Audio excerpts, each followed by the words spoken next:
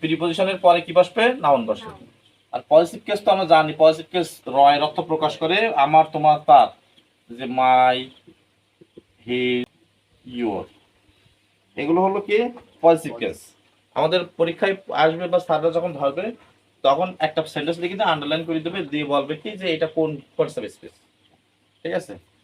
এবার ডেমনস্ট্রেটিভ হলো চারটি, মুখস্থ করো ডেমনস্ট্রেটিভ চারটি। সেটা হলো নাম্বার 1 হলো দিস, মানে দিস, দ্যাট, দিস, দোস।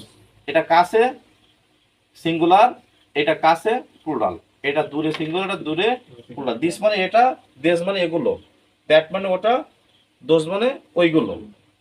এটা হলো ডেমনস্ট্রেটিভ। আর কোয়ান্টিফায়ার হলো ইত্যাদি ইত্যাদি এরকম। এগুলো হলো কি? এগুলো হলো কোয়ান্টিফায়ার। নিউমেরাল হলো নাম্বার। হ্যাঁ, মনে করো কি 1 2 3 ইত্যাদি ইত্যাদি। আর অ্যাডজেক্টিভ আমরা হলো কি বুঝছেন? অ্যাডজেক্টিভ হলো, অ্যাডজেক্টিভ এভাবে মুখস্থ করার কোনো নেই। অ্যাডজেক্টিভ আছে যে শব্দটা কোনো ব্যক্তি বস্তু দোষ গুণ অবস্থা সংখ্যা প্রকাশ নির্দেশ করবে, সেটা হলো অ্যাডজেক্টিভ হয়ে যাবে। কি বলেছে?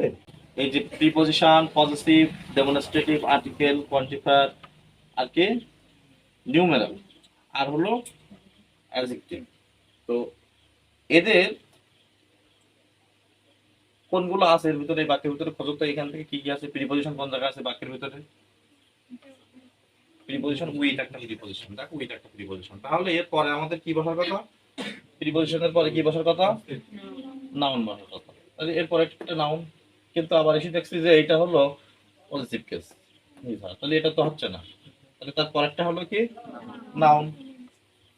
এবার আমাদের এখানে আন্ডারলাইন করে দিল এটা কোন পার্টস রয়েছে,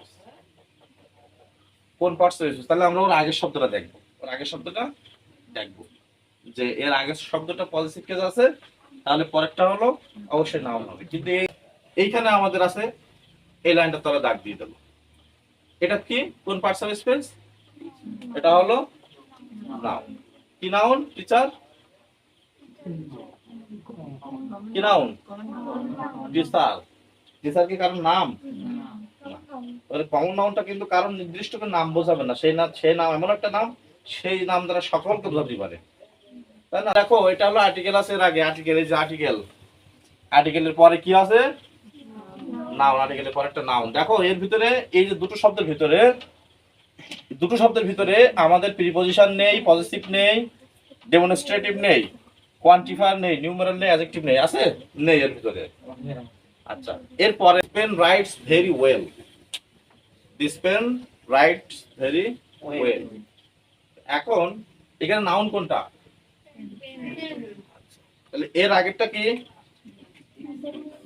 এর আগেরটা হলো ডেমনস্ট্রেটিভ। আজকের মানে প্রোনাউনই করবো আমরা।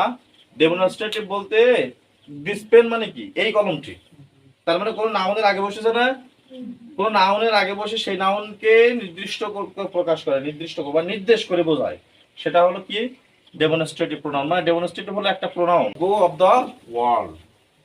হারিয়া বলো, তুমি হারিয়া বলেন। আপা, এটা কোন পার্টস অফ স্পিচ? এই যেটা আন্ডারলাইন করে দিছে লাল কালি দিয়ে, বলেন রাকিব। ভাত। গুড। গো মানে যাও, তুমি যাও না ফারিয়া?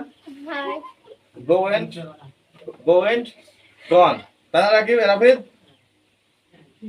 তাই তো? তাহলে ওটা নিঃসন্দেহে ভালো, আমরা সবাই জানি। কিন্তু আজকে না আমাদের ফর্মুলা তাহলে মিথ্যা কথা হয়ে যাবে, তাই না? তাহলে ফর্মুলাটা কি বলছে? এই ফর্মুলা সংক্ষিপ্ত রূপ আছে প্যাড। এখান থেকে যাও, আমাদের এখানে যে বলছে যে আর্টিকেলের পরে কি বসে? এ আন দিয়ে। এদের পরে কি বসবে? এদের পরে কি বসে? নাউন বসে। তাহলে এটা তো আর্টিকেল, এরপরে তো তাহলে কি বসার কথা? নাউন বসার কথা। তাহলে ভার্ব বসবে কিভাবে?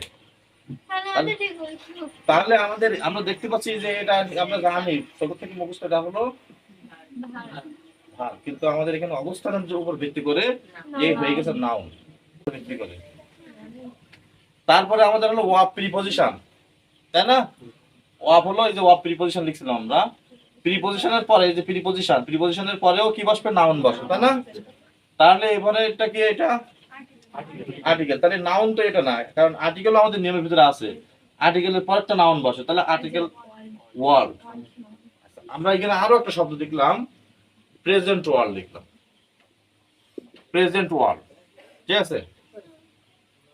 এখন তাহলে আমরা আগে দেখছিলাম যে আর্টিকেলের পরে ছিল তখন কি ছিল, ওয়ার্ড, দির পরে ওয়ার্ড ছিল, তখন এটা কি ছিল তাহলে কোন পার্টস স্পেস ছিল, তার মানে আর্টিকেলের পরের শব্দটাই নাউন। এইটা কি হলো, এখন যখন এইছে তখন এটা আর্টিকেলের পরের শব্দ তো এইটা, তাহলে এটা কি হবে, প্রেজেন্ট, প্রেজেন্ট ওয়ার্ল্ড। এই প্রেজেন্টটা কোন পার্টস স্পেস বলো, অ্যাডজেক্টিভ। তো আমরা যখন দেখবো যে এই সমস্ত শব্দের পরে, ভালো করে খেয়াল করো, এই সমস্ত শব্দের পরে যখন দুটো শব্দ আছে আমরা কনফিউজ হয়ে যাই, দুটো শব্দ থাকলে কোনটাকে ধরবো। এখানে দুটো শব্দ থাকলে প্রথমটা হবে অ্যাডজেক্টিভ, তার কারণ আমাদের এখানে আবার বলছে যে অ্যাডজেক্টিভের পরে আমাদের কি বসে, নাউন বসে। তার মানে আমরা ওয়ার্ল্ড মানে বিশ্ব, এটা তো জানি নাউন, কিন্তু প্রেজেন্ট মানে বর্তমান, এই বর্তমান কারণ নাম হয় নাকি। প্রেজেন্টের দ্বারা যদি মডার্ন দেই, মডার্ন ওয়ার্ল্ড, স্মার্ট যদি দেই, তার মানে আমাদের বুঝতে হবে যে নাউনের আগে আবার কি বসে, অ্যাডজেক্টিভ বসে। এটাও বুঝবো আমরা যে আর্টিকেলের পরে যেমন নাউন বসে, ঠিক আছে, সেখান থেকে আবার আরেকটা শব্দ যদি থাকে তাহলে নাউনের আগেরটা হলে অ্যাডজেক্টিভ হয়, তার মানে আমাদের অ্যাডজেক্টিভের পরেও নাউন বসে। ভার্বের আগে নাউন বসে, ভার্বের পরেও কি বসে, নাউন বসে। যা এখানে আমাদের ভার্ব আছে, তাই না। এখানে সুন্দর করে দেখো আমাদের এই যে নিয়মগুলো, এখানে এই নিয়মগুলো আর আসেনি। এখানে এখানে যে প্রিপজিশন, এই বাক্যের ভিতরে কোনো প্রিপজিশন নেই, আছে এই বাক্যের ভিতরে তিনটা শব্দ ব্যবহার করা হয়েছে। প্রথমটা হলো রাজা, তারপরটা হলো কুদ্দুস, এই পাশেরটা, মাঝখানটা হলো ভাব, তিনটা শব্দ ব্যবহার করেছে, এটা হলো ভাব। তাহলে আমাদের এখানে প্রিপজিশন নেই, পজিটিভ নেই, ডিটারমিনার নেই, আর্টিকেল নেই, কোয়ান্টিফায়ার, নিউমেরাল, অ্যাডজেক্টিভ কিছুই নেই।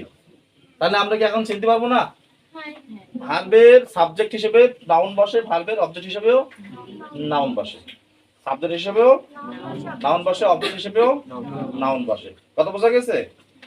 শিক্ষক, তো এখানে আমাদের রাজা হলো সাবজেক্ট আর টিচার হলো কমপ্লিমেন্ট। কেন কমপ্লিমেন্ট, রাজা আর টিচার একজন ব্যক্তি, একজন ব্যক্তি হলে সে হলো কমপ্লিমেন্ট, তখন আমরা অবজেক্ট বলবো না।